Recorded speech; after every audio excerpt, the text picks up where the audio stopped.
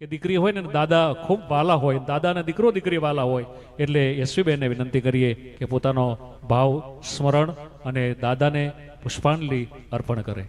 सर्वमंगल मांगल्ये शिवे सर्वार्थ साधिके शरणिये त्र्यंबके गौरी नारायणी नमोस्तुते. काम करो ऐसा कि पहचान बन जाए, हर कदम ऐसा चलो कि निशान बन जाए.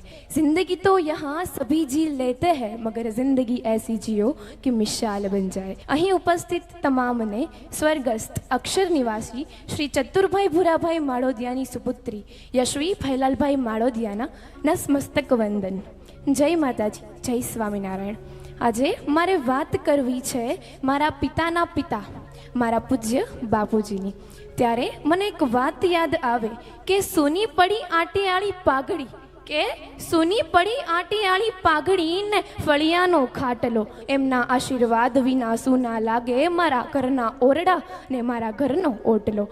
મારા બાપુજી, એમના વાત્સલ્યનું ઋણ મારા પર એટલું હતું કે કદી ચૂકવી ન શકાય.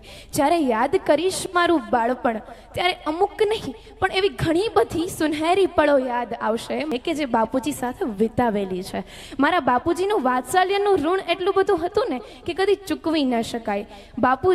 બાપુજી મારા એવા હતા કે સદાય હસતા જ રહે. એમનું એ મારું પ્રેરણારૂપ છે. ત્યારે મને પિતા વિશે કહેવાનું મન થાય કે માતા ઘરનું માંગલ્ય હોય ને સાહેબ, તો પિતા ઘરનું અસ્તિત્વ છે. મા વિશે તો ઘણું લખાયું છે, ઘણું કહેવાયું છે, જ્યારે પિતા વિશે થોડુંક ઓછું, કારણ કે થોડા કઠણ, કડક અને વાત વાતમાં આમ કરાય આમ ન કરાય એમ કહેવાવાળા હોય. એટલે કદાચ પિતાથી સંતાનને અંતર થોડુંક વધારે હોય.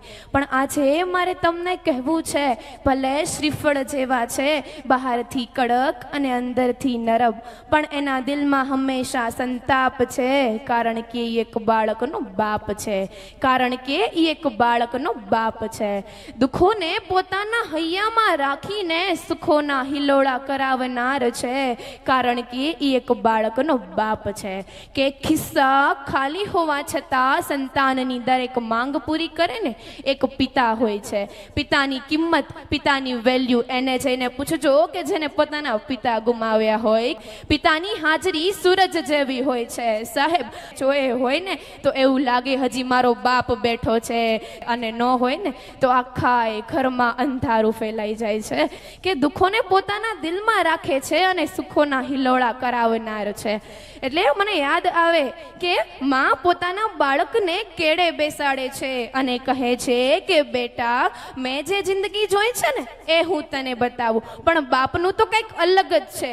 બાપ પોતાના બાળકને ખંભે બેસાડીને કહે છે, બેટા, મેં જે દુનિયા નથી જોઈ ને એ દુનિયા હું તને બતાવું. મારા બાપુજી, એનું ઋણ મારા પર એટલું હતું કે કદી ચૂકવી ન શકાય. મારા પરમાત્મા, મારા ભગવાનને એટલી જ અરજી છે કે મારા બાપુજીની પવિત્ર અને દિવ્ય આત્માને શાંતિ અર્પે.